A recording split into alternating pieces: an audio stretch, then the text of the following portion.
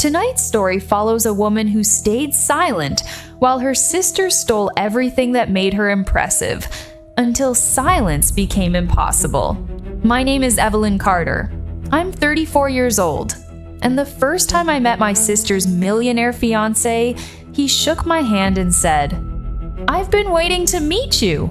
My sister went pale because she had spent 2 years telling him my life was hers, my title, my degree, my promotion, my biggest deal.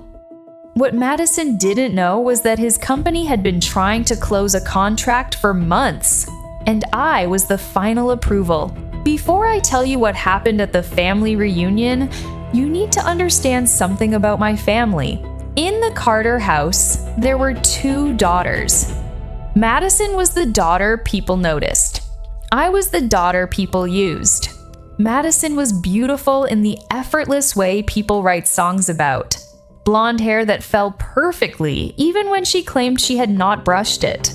Big green eyes that filled with tears exactly when they needed to. A laugh that made adults forgive her before she finished apologizing. She was the kind of girl teachers called spirited when she interrupted class. The kind of girl relatives called sensitive when she ruined someone else's birthday. The kind of girl my mother called special when she needed money, attention, or rescuing. I was Evelyn, the quiet one, the serious one, the one who remembered appointments, filled out forms, cleaned up after parties, and knew where everyone's important documents were kept.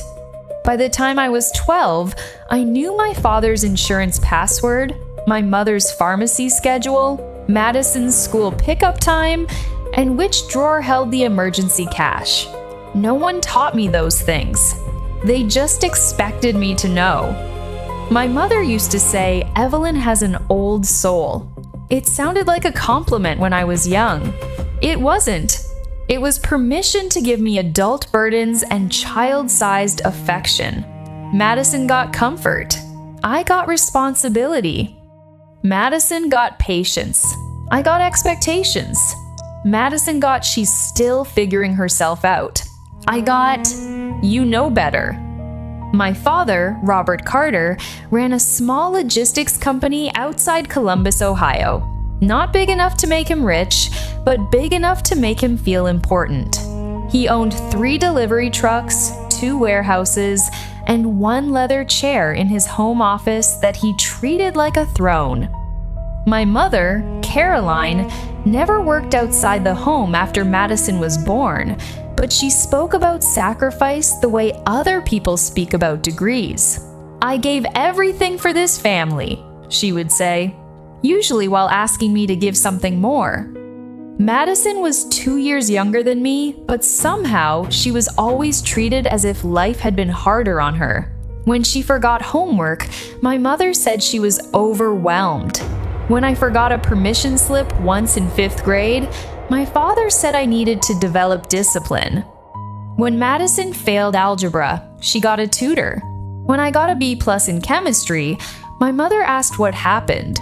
At 13, Madison wanted a new bedroom set because hers felt too childish. My parents bought it that weekend. At 15, I asked for a laptop because the one I had kept shutting down during school projects. My father said, "You're smart.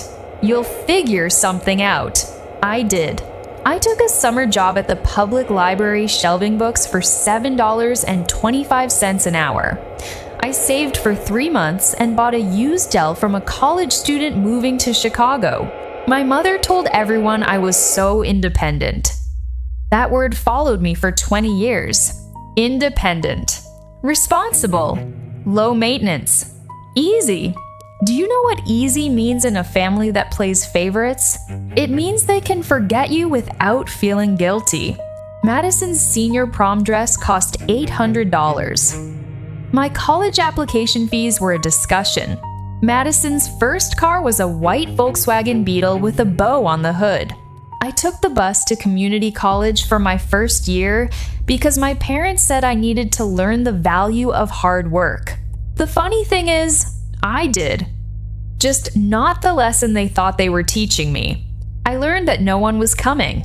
I learned that if I wanted a life, I would have to build it with my own hands, quietly, without applause, without family photos, without anyone saying they were proud unless someone else was listening.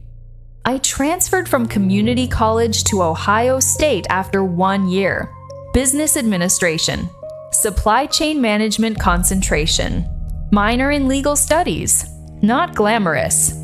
Not Madison's dream of fashion school in New York, which lasted exactly 7 months and cost my parents almost $20,000 before she came home because the city energy was affecting her creativity. My degree was practical, useful, boring enough that my family ignored it completely. At my graduation, Madison had a migraine. My mother stayed home with her. My father came, but he left early because one of his drivers had a route problem in Dayton. I walked across the stage, shook the dean's hand, and looked out at 2 empty seats. Afterward, my roommate Priya took me to a diner and bought me pancakes. She put a candle in the stack and said, "Your family is ridiculous, but I am proud of you." I laughed because I didn't know what else to do. Then I went home that night and found Madison asleep on the couch, wearing my graduation hoodie. She had spilled nail polish on the sleeve. My mother said, "Don't make a thing out of it." She's had a hard day. I didn't make a thing out of it. That was my specialty. I swallowed things. I swallowed birthdays that became afterthoughts. I swallowed Christmas mornings where Madison opened jewelry, and I opened planners.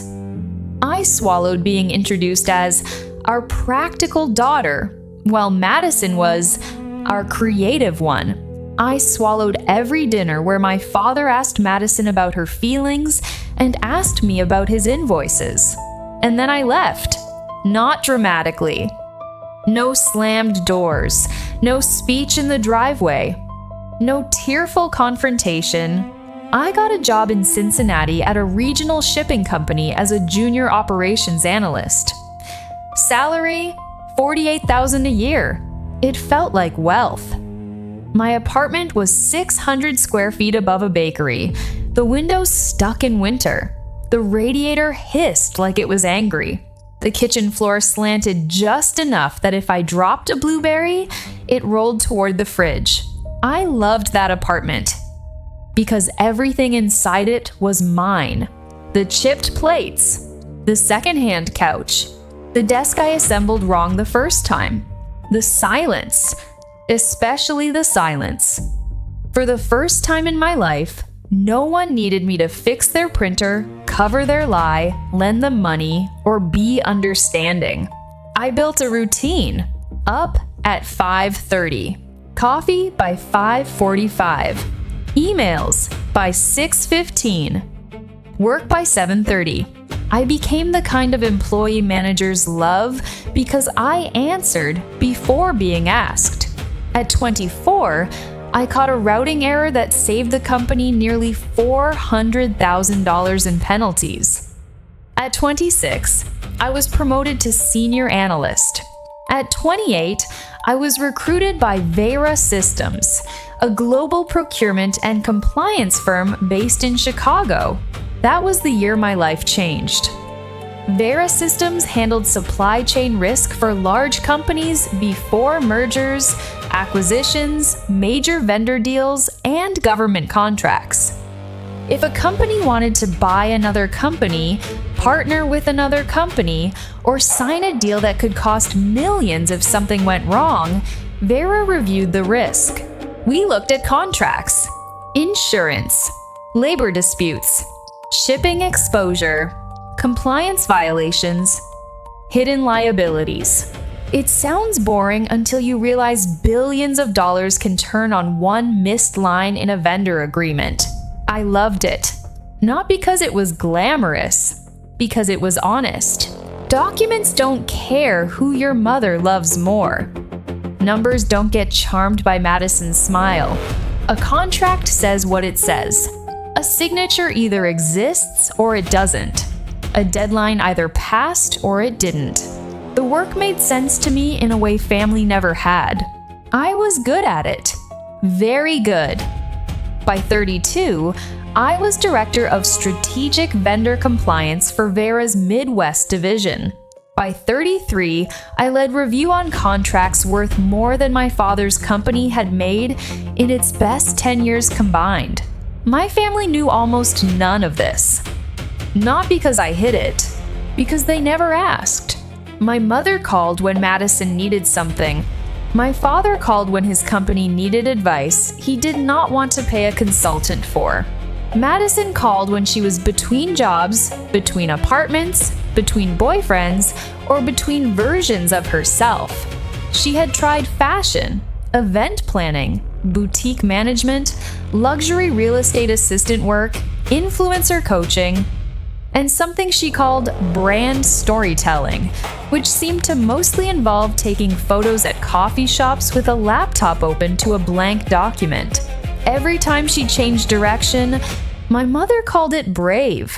Every time I stayed consistent, my mother called it predictable. In 2021, Madison moved to Chicago. She said she needed a fresh start. I should have known that meant she needed fresh people who had not watched her fail upward. For the first few months, she was oddly nice to me. She asked about my job. Not in the vague family way. Specific questions. What exactly do you do at Vera? What's your title again? Didn't you work on that medical supplier acquisition? What was the conference where you spoke? Can I see your LinkedIn? I'm trying to improve mine. What does strategic compliance mean in normal words? I was so used to being ignored that her attention felt like sunlight. That is embarrassing to admit now. But loneliness makes you generous with people who have not earned it. I explained things. I told her about my work reviewing high-risk vendor networks. I told her about the conference in Denver where I had spoken on supplier fraud detection.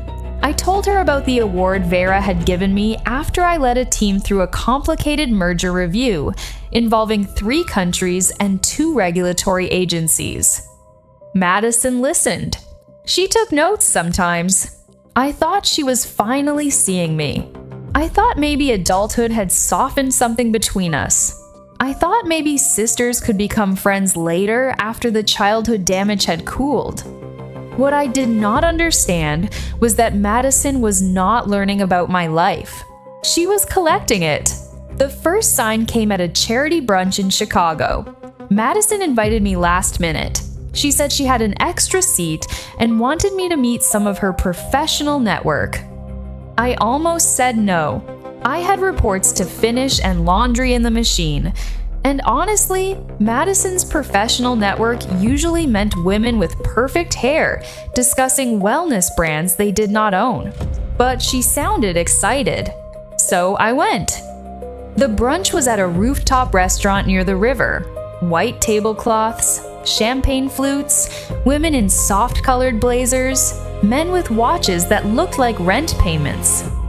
Madison was already there when I arrived, standing near the bar in a cream dress I had never seen before. She looked polished in a way that made me immediately aware of my black trousers and sensible shoes. She waved me over. "Evie," she said, "you made it." She only called me Evie when she wanted something. Before I could ask what, a man beside her turned around. He was tall, probably late 30s, with dark hair, calm eyes, and the kind of posture people develop when they are used to being listened to. He wore a navy suit without a tie. "Evelyn," Madison said quickly, "this is Grant Whitmore." The name meant something, but I couldn't place it yet. Grant smiled. "Nice to meet you." "You too." Madison slid her arm through his. "Grant runs Whitmore Urban Holdings." Then I remembered. Real estate development, logistics parks, mixed-use industrial property, a private company with a clean public image and aggressive expansion plans. Vera had flagged them in market briefings twice that year. Not a client, not yet, but big enough to notice. Grant looked at Madison with a softness that made something twist in my stomach. They were together, not casually. Seriously. "I've heard a lot about you," he said. I looked at Madison. "Really?" Her fingers tightened around his sleeve. "Of course," she said brightly. "I talk about my family." Grant said, "Madison says you're in operations."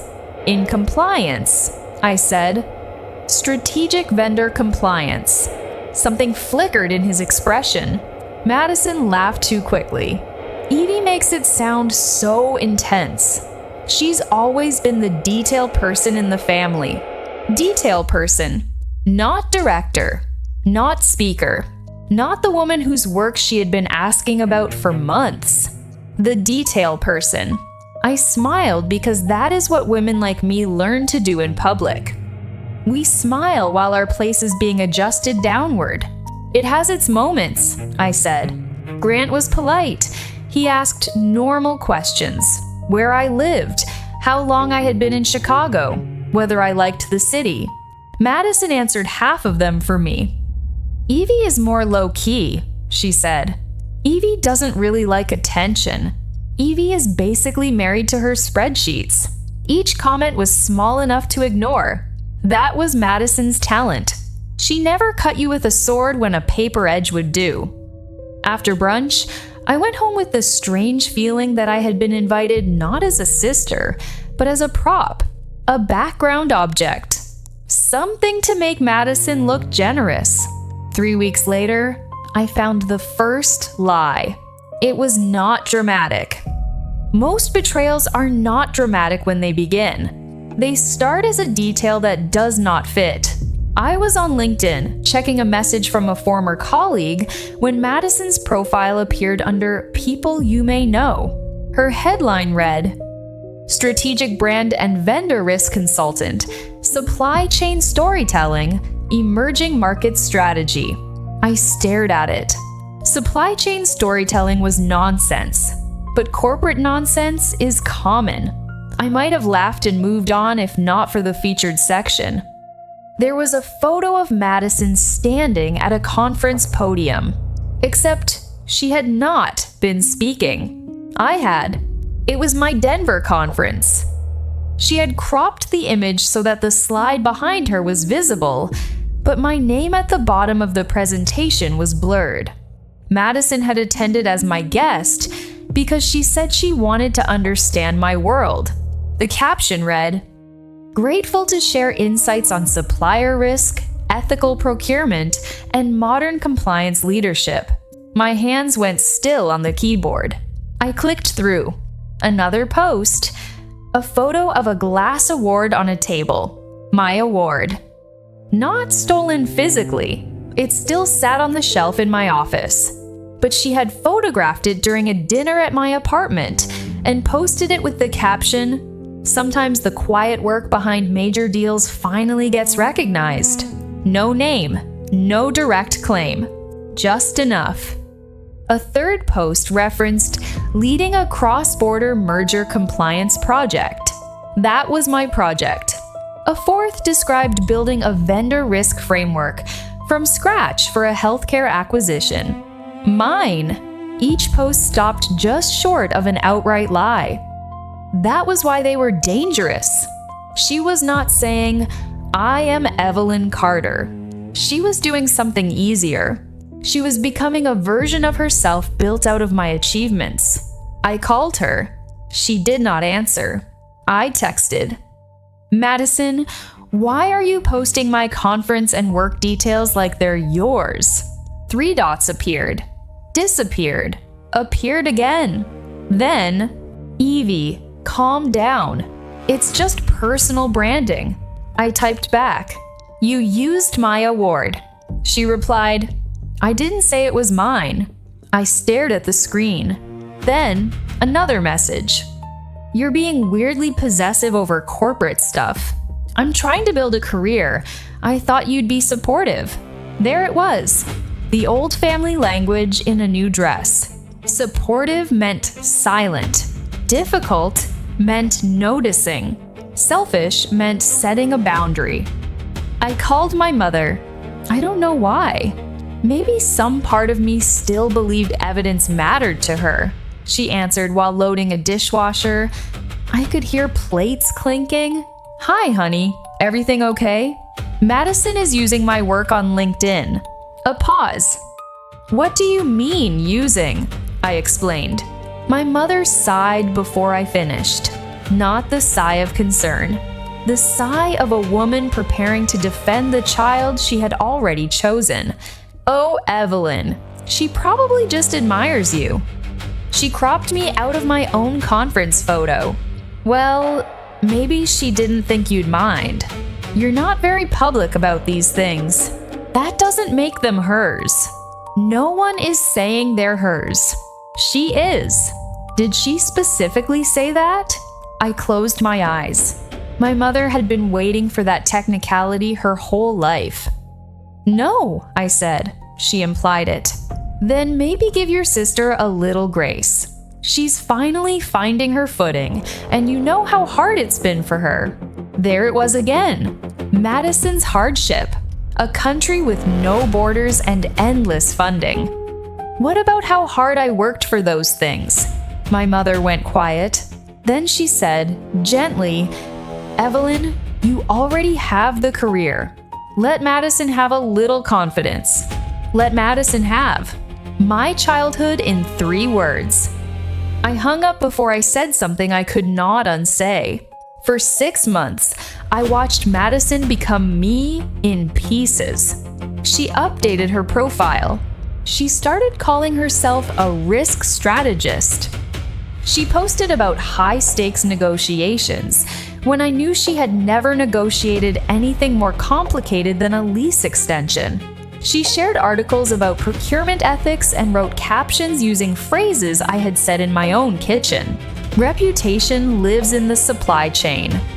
Every vendor is a mirror. Risk hides where no one wants to look. I had said those things to her over pasta while she nodded like a sister. Then she repeated them online like a founder. Grant liked every post. Sometimes he commented, "Brilliant insight. Proud of you. This is why I listen to you." The first time I saw that, I felt something colder than anger. I felt used. Not in the messy, emotional way families use you. Professionally. Strategically. Madison had taken the one part of my life my family could not touch and turned it into a costume. I considered exposing her immediately. I had screenshots, dates, original files, conference programs, emails. But then something happened that made me wait. In February, Vera received a new potential client file. Whitmore Urban Holdings, Grant's company. They were seeking compliance review for a major investment partnership with a Canadian infrastructure fund. The deal involved industrial land acquisitions, warehouse conversions, and vendor agreements across 5 states. Estimated value, $186 million. The file came through our Chicago office because of the Midwest property exposure.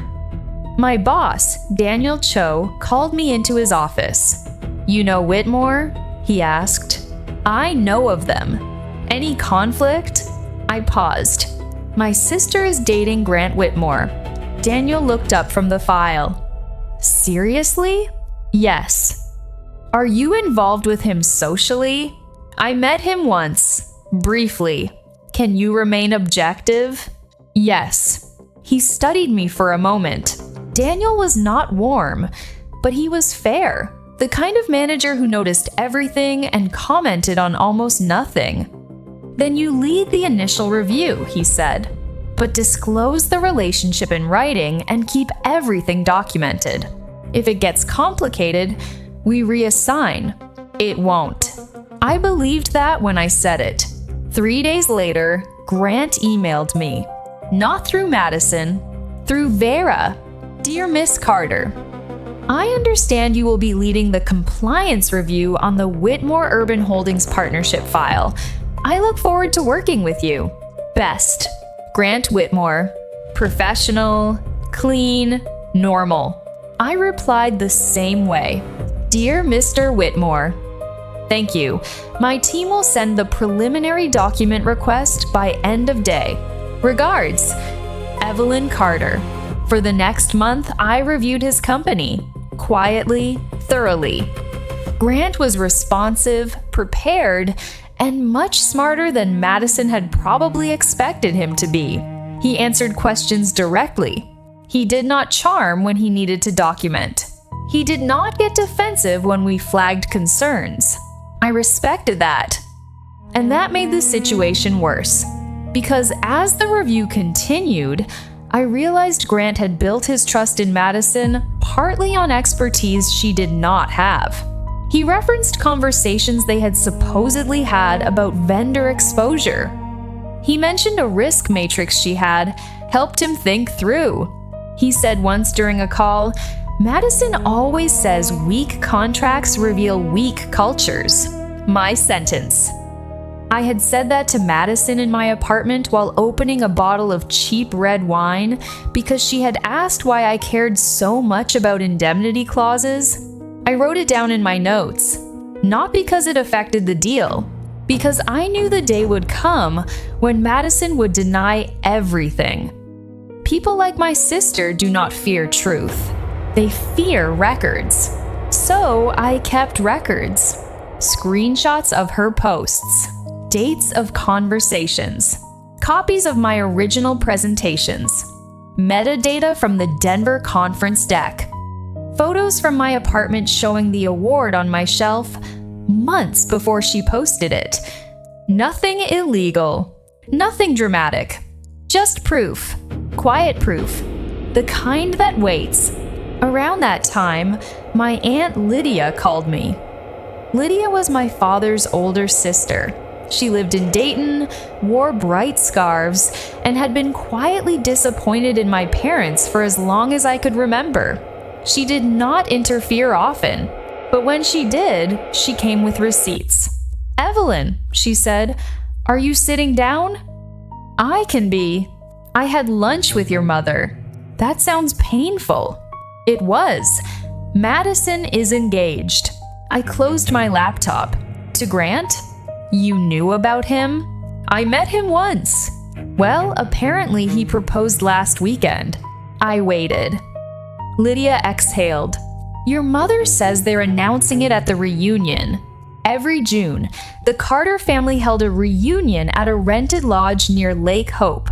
It was not really a reunion. It was a performance of closeness, matching shirts, group photos, potluck tables. My mother pretending she had not spent the entire year gossiping about half the people carrying potato salad. I had skipped the last two. No one noticed until someone needed help organizing the catering spreadsheet. This year, Lydia continued, your mother wants everyone there. She said Grant is coming. She called him a millionaire 4 times in one conversation. Of course she did. Evelyn. Her voice changed. What? She said Madison finally found a man who appreciates her mind. I laughed once, not because it was funny, because the alternative was making a sound I would not have recognized. Lydia got quiet. What did Madison do? I looked at the folder on my desktop labeled MC Documentation. Why do you ask? Because your mother said Madison has become an expert in corporate risk consulting. She said Grant says Madison helped him prepare his company for a major review. I leaned back in my chair. The room felt very still. She said that? She said Madison has always had a brilliant business mind, but no one saw it because everyone compared her to you. I almost admired the architecture of it. Madison had stolen my work, then turned herself into the victim of my shadow. That took talent. A rotten kind, but talent. Are you coming to the reunion? Lydia asked. I wasn't planning to. You should. Why? Because your sister is building a stage. And women like Madison only build stages when they think the real audience won't show up. I did not answer. Lydia softened. I don't know what's happening, Evie, but I know this. Your grandmother used to say you were the only Carter who could sit quietly in a room and still know where every exit was. My throat tightened. My grandmother, Alice Carter, had died when I was 19. She had been the only person in my father's family who never called me independent like it was a reason to leave me alone. She called me steady. There is a difference. What else did Grandma say? I asked. Lydia hesitated. That Madison smiles with her mouth first. I did not laugh. Lydia said, "Come to the reunion." So I did. But before that, I prepared. Not like someone seeking revenge. Like someone going into a meeting where the other party had been lying for years and finally forgot to check who controlled the documents. I told Daniel Cho about the engagement. He rubbed the bridge of his nose and said, "That complicates things." I know. Do you need off the Whitmore file? No, but I need everything transparent. I will not discuss the file at the reunion. I will not reveal confidential information. If Grant brings it up, I'll redirect. Daniel watched me. There's more. Yes. Family more or compliance more? Both. He leaned back. That's my least favorite answer. I told him enough. Not the childhood, not the birthdays, not the graduation hoodie. The professional part. That my sister had been publicly implying my credentials were hers. That Grant might have misunderstood her expertise. That I had documentation. That I wanted to protect Vera from any appearance of conflict. Daniel listened without interruption. When I finished, he said, "Do not ambush a client." I won't. Do not disclose review details. I won't. Do not use company authority for family revenge. I won't. He nodded. But if he asks you directly whether your credentials are yours, you can answer, "I know." And Evelyn? Yes? Bring your own car. I almost smiled. I always do. The reunion was on a Saturday in June. My mother sent a group email 2 weeks before with the subject line, "Carter Family Reunion, very special announcement." Madison replied all with heart emojis. Grant did not reply. I printed the email, not because I needed it, because by then, documentation had become a reflex. The morning of the reunion, I woke at 5:15. Not because I had to, because my body treats emotional danger like a workday. I made coffee. I ironed a navy linen dress. I packed a small leather folder. Inside the folder, a copy of my Denver conference program, a printout of my Vera biography from the company website, screenshots of Madison's posts, a copy of the award announcement with my name on it, and one photograph of Madison standing in my apartment, holding my award, laughing.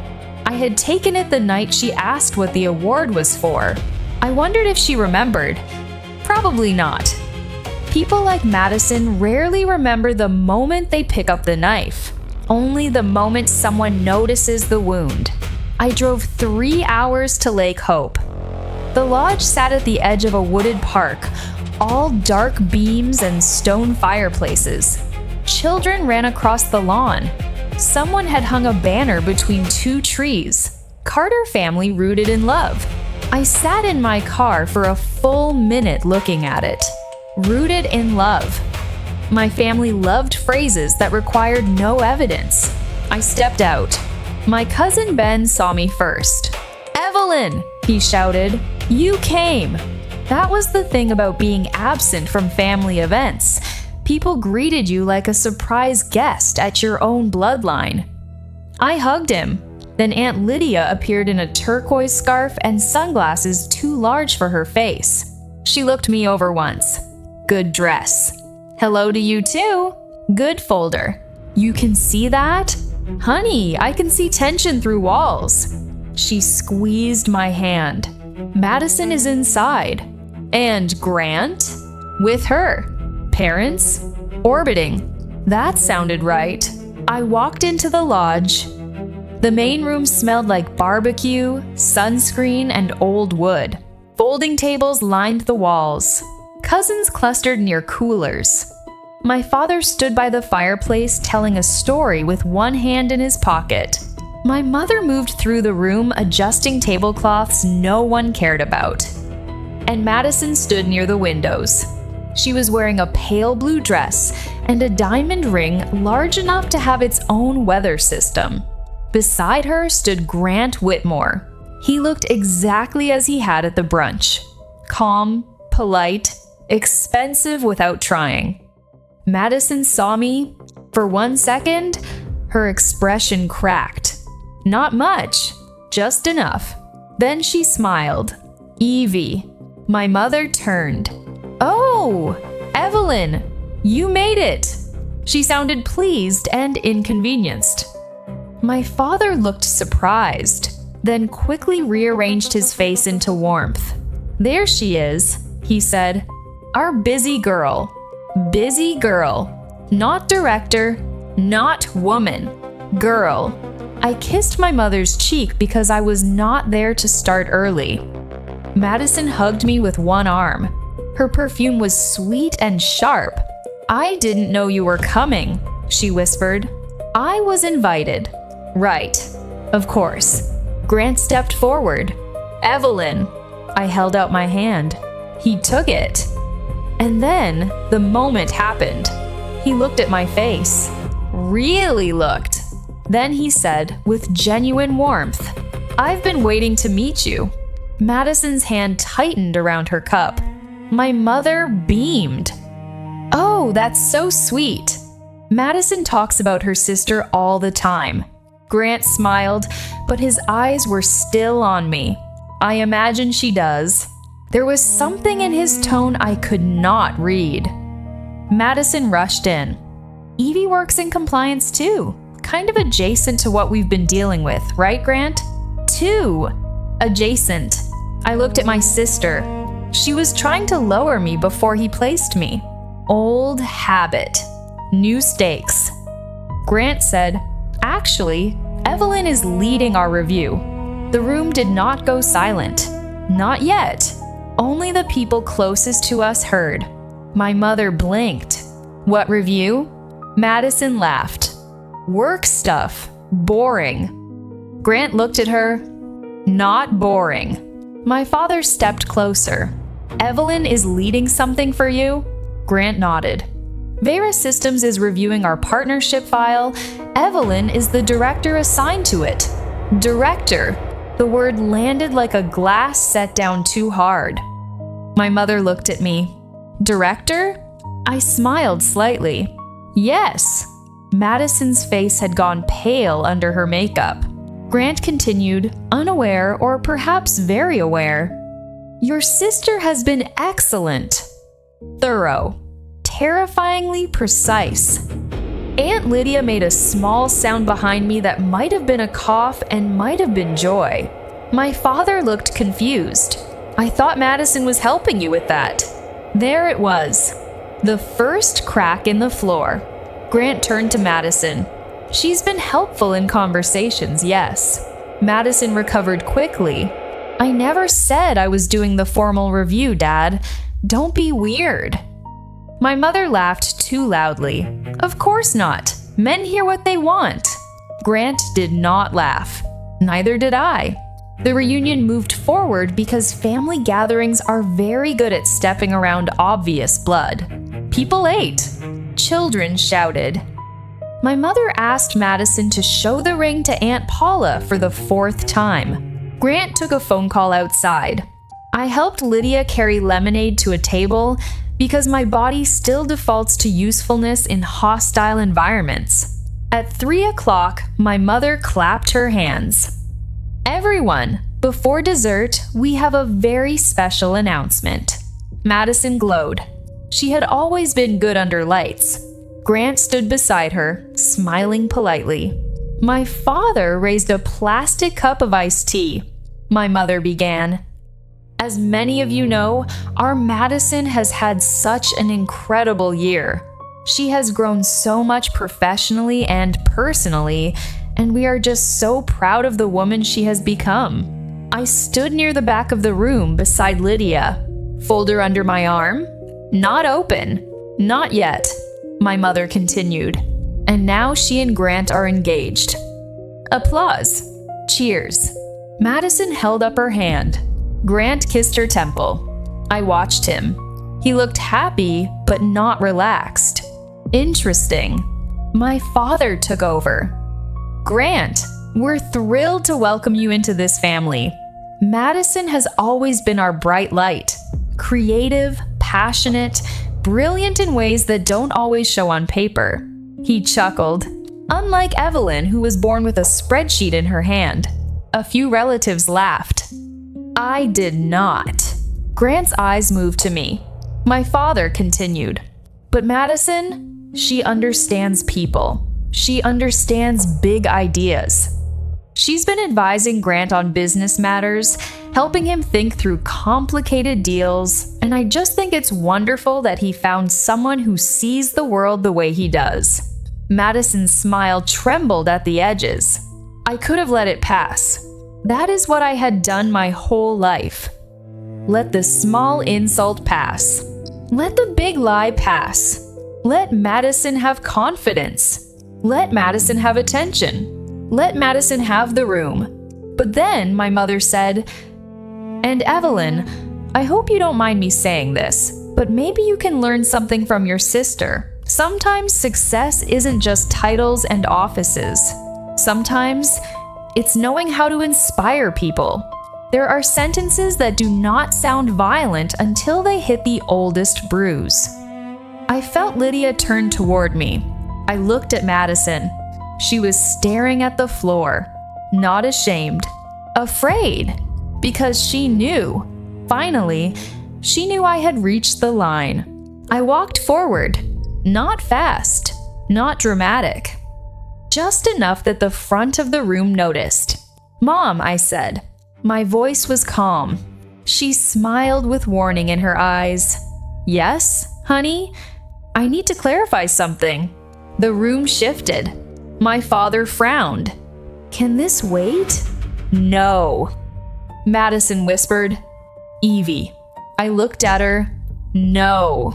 Grant stepped slightly back, not away from Madison exactly, but out of the center of the announcement.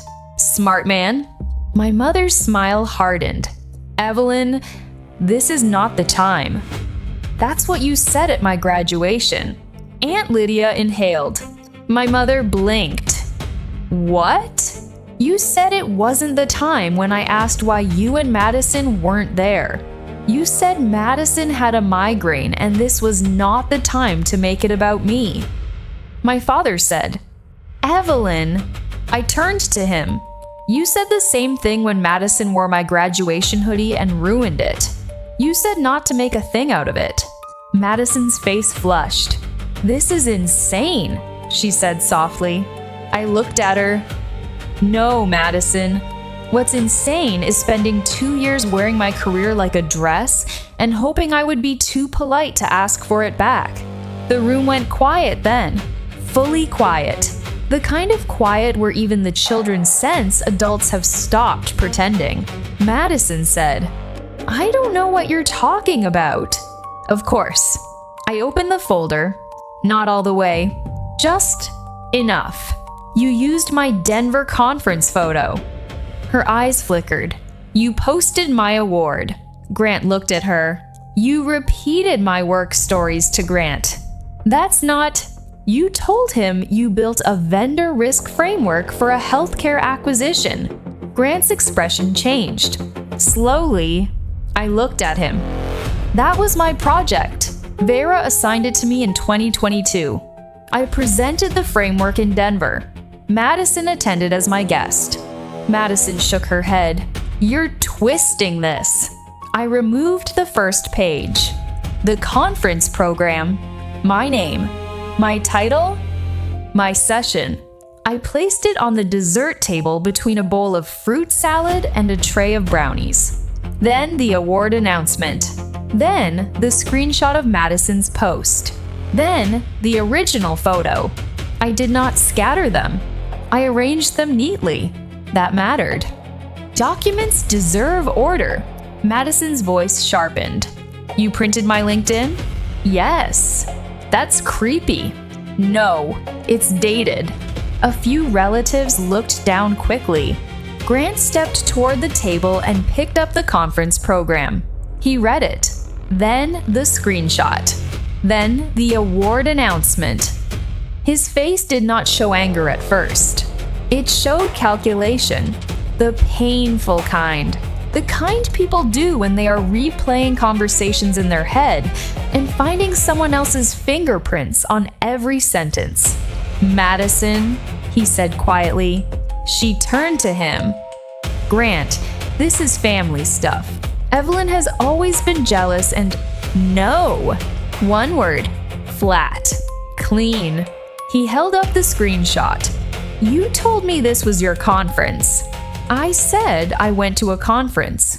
You told me you spoke there. Maybe you misunderstood. He looked at me. Did I? I did not enjoy this. I want that clear. There was no thrill in watching someone realize they had been lied to by a woman they loved, even if that woman was my sister. Especially because she was my sister. No, I said. You didn't misunderstand. Madison's eyes filled with tears. They arrived exactly on time. Evie, why are you doing this to me? I almost laughed. Not because it was funny. Because she still thought this was something I was doing to her. You brought my life into your relationship, I said. I just walked into the room with the original copy. My mother snapped. Enough.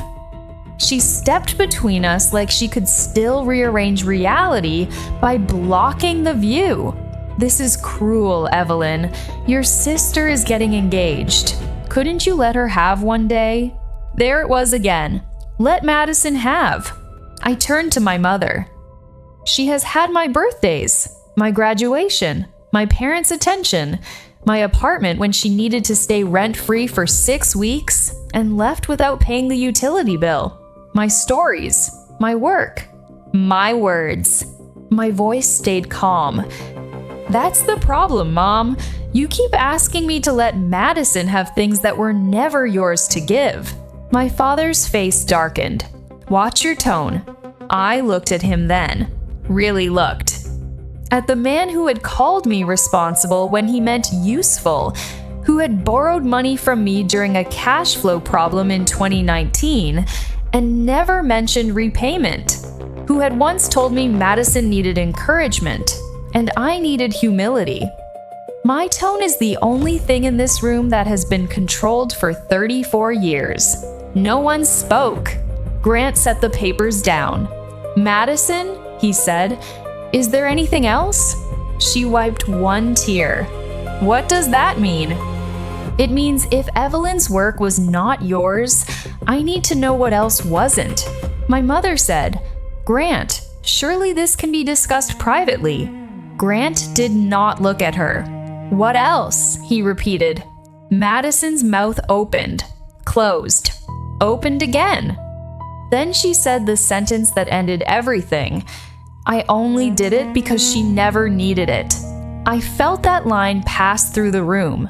Not loud, not dramatic, but final, because everyone heard what she meant.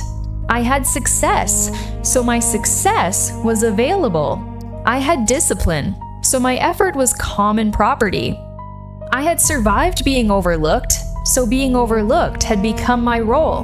Grant stared at her. She never needed her own life? Madison flinched. That's not what I meant. It is, I said softly. It's exactly what you meant. My mother turned on me. You have always made Madison feel small. That one surprised me. Not because it was new, because she actually believed it. I looked at my sister in her pale blue dress, diamond ring flashing, surrounded by family, fiancé, applause, and the wreckage of my stolen work. Then I looked back at my mother. "No," I said.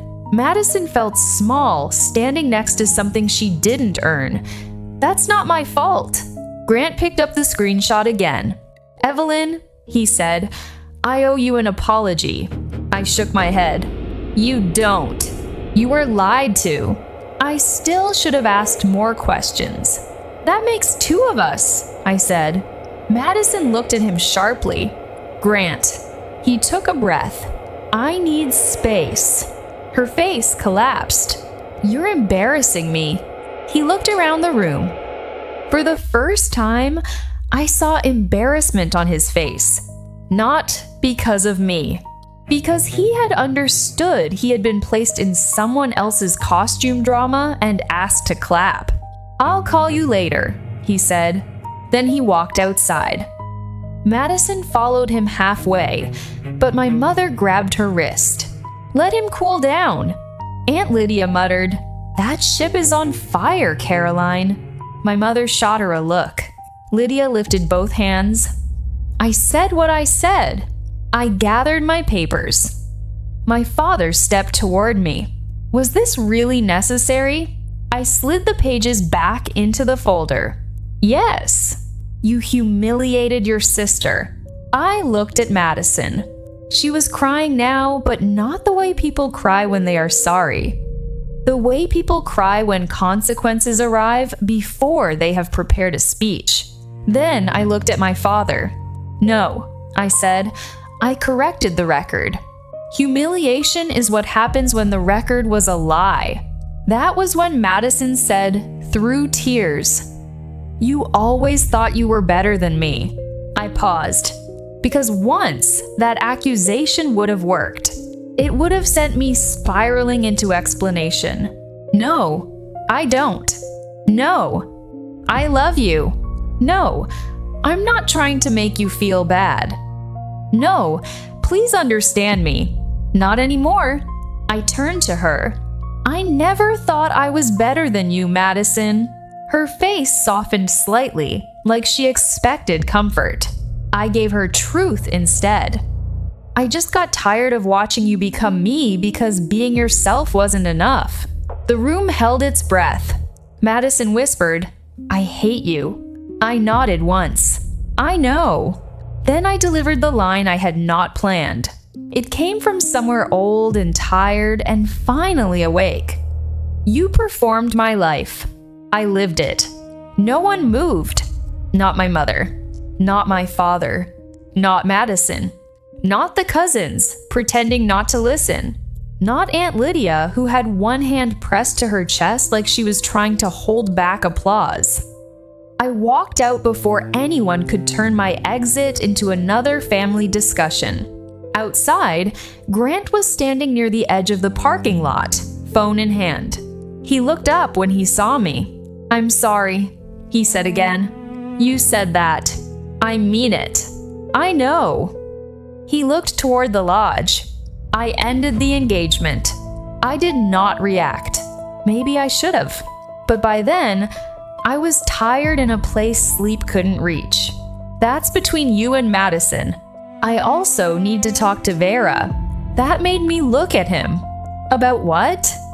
If any of my company's submissions referenced Madison as an advisor or consultant, I need to correct that. Professional. Good.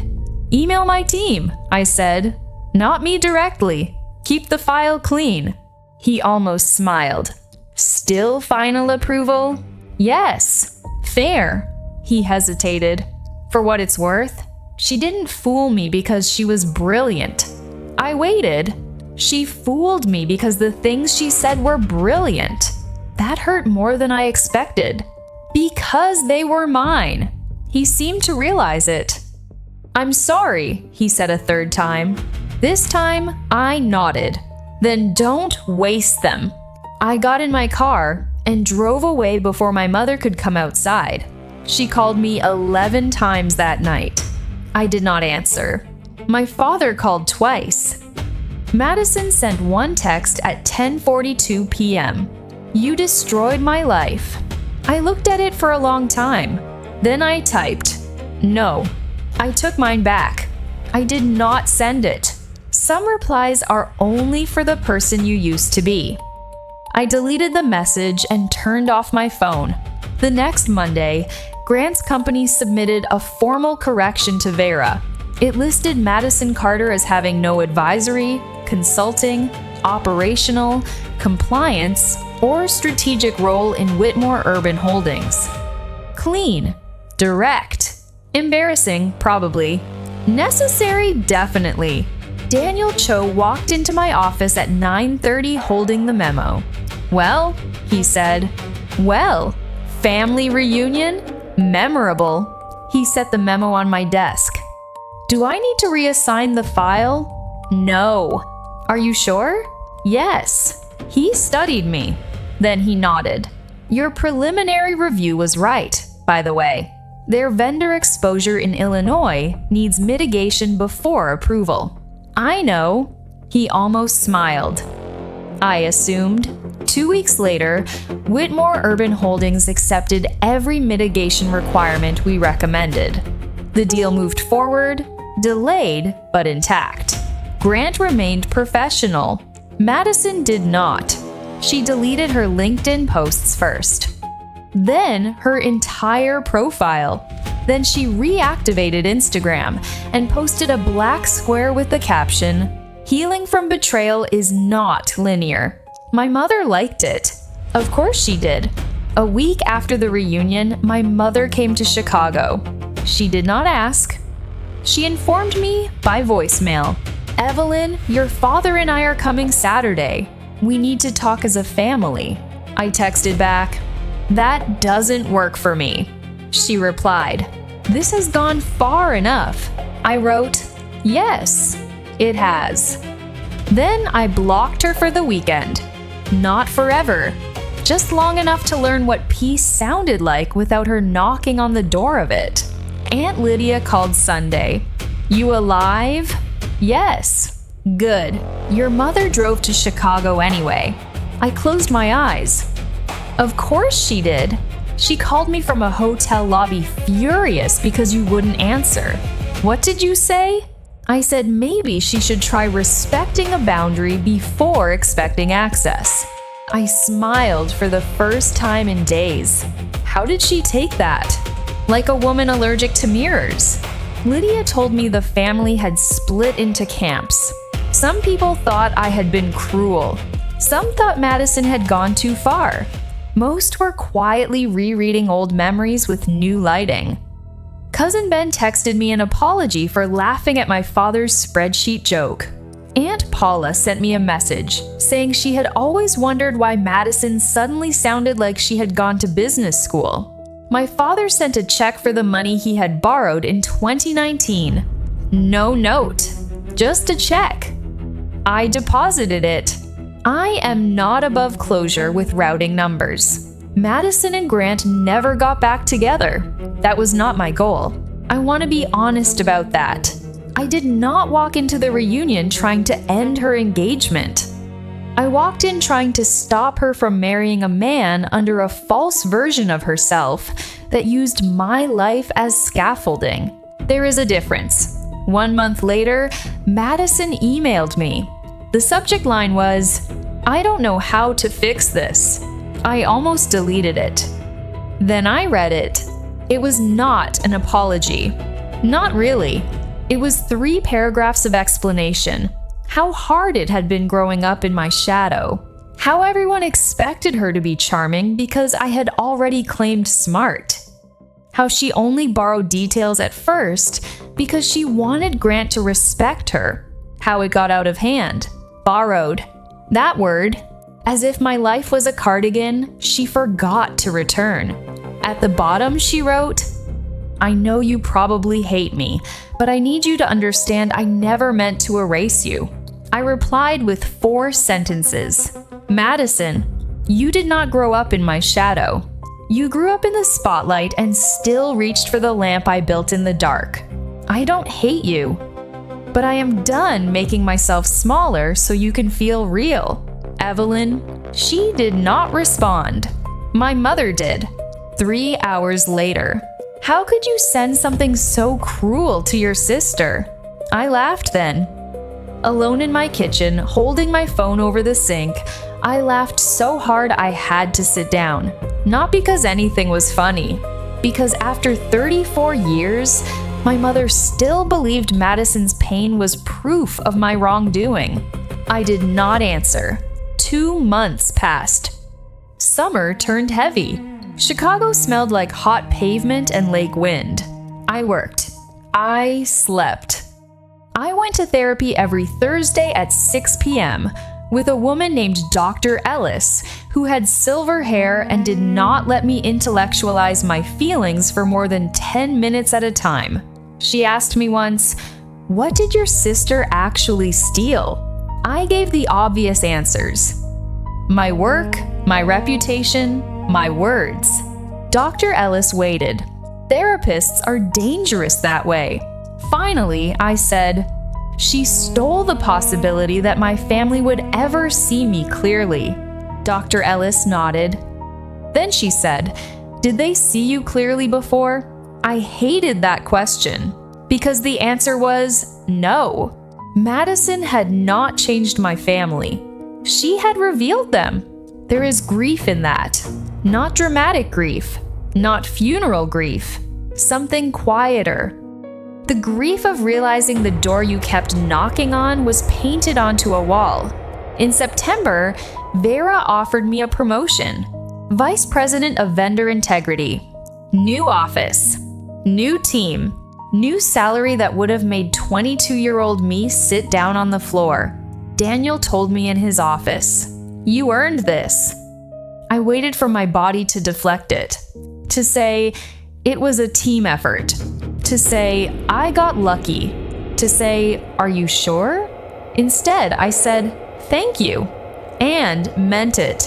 That night, I took myself to dinner. Not a sad little dinner. A real one. White tablecloth. Good wine. A steak I did not check the price of first. When the server asked if I was celebrating anything, I said, "Yes." "What?" I thought about it. "My life," I said. She smiled like she understood more than she needed to. A week later, Grant emailed me. Not through the project file. To my personal email. I almost deleted it too. The subject line was, "Thank you." The message was short. "Evelyn, I know this is personal and I won't overstep.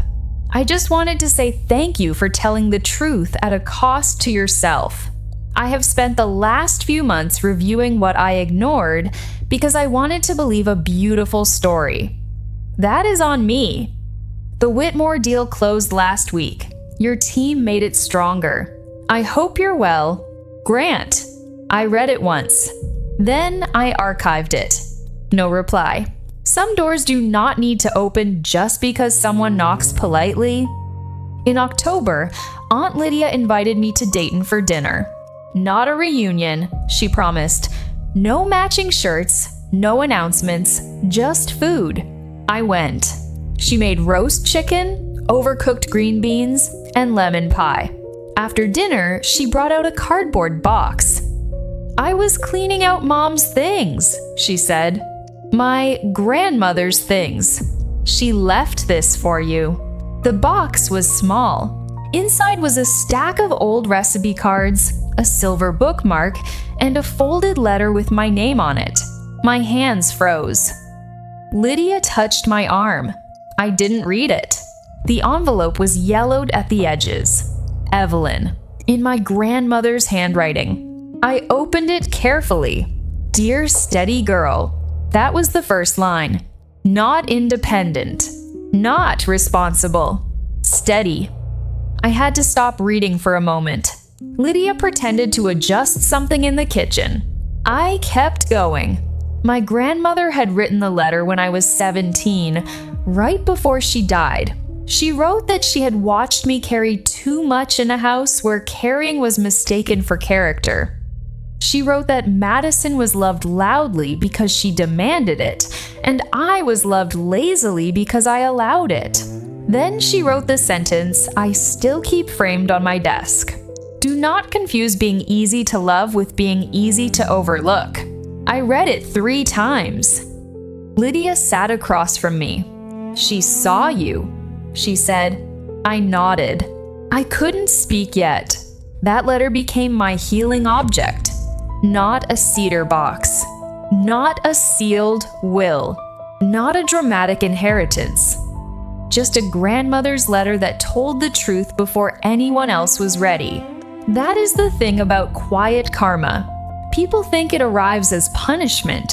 Sometimes it arrives as a record, a document, a witness, a letter, a job title spoken at exactly the wrong family reunion, or exactly the right one. It has been 1 year since that reunion. I am 35 now, Vice President of Vendor Integrity at Vera Systems. I live in a condo with windows that face the lake. The couch is new, the desk is level, nothing rolls toward the fridge unless I push it. My mother and I speak rarely. When we do, she avoids Madison's name and I avoid pretending not to notice. My father calls every few months with awkward updates about his company. He has started asking how my work is going. Not deeply. Not enough to rewrite history, but enough that I can tell he is trying to locate me in a map he should have drawn years ago. Madison moved to Nashville. According to Lydia, she works for a boutique event firm and no longer uses the word compliance in public. Good. I hope she builds something that belongs to her. I mean that. Not because I have forgiven everything, because I know what it costs to live in someone else's shadow, even if you drag the shadow over yourself. Grant married someone else this spring, a school principal from Evanston. Lydia sent me a photo from a local announcement because she is nosy and believes information is a love language. He looked happy. So did she. I was glad. Then I deleted the photo. As for me, I keep my grandmother's letter in a frame beside my Vera Award. The real one. The award Madison photographed. Sometimes when the office is quiet and the city outside looks silver in the morning, I read the first line again. Dear steady girl. And I think about the version of me standing at that reunion with a leather folder under her arm, heart pounding, voice calm. I think about how long she waited for permission to tell the truth. Then I think about what my therapist said. You don't need permission to stop disappearing. She was right. That day at the reunion, I did not destroy my sister's life. I did not steal her happiness. I did not embarrass my family. I simply stopped letting them use my silence as storage. That is my story. A sister who borrowed my life. A fiancé who finally heard the truth. A family reunion that became a mirror. And one quiet woman who walked in as the boss of the very story they thought they controlled. If this story stayed with you, share it with someone who has spent too long being called the strong one, just because no one bothered to protect them. And remember this, some people will call you cruel when you stop giving them access to the life they never helped you build. Let them. Karma does not always shout. Sometimes it walks into the room, opens a folder, and calmly says, "That was mine.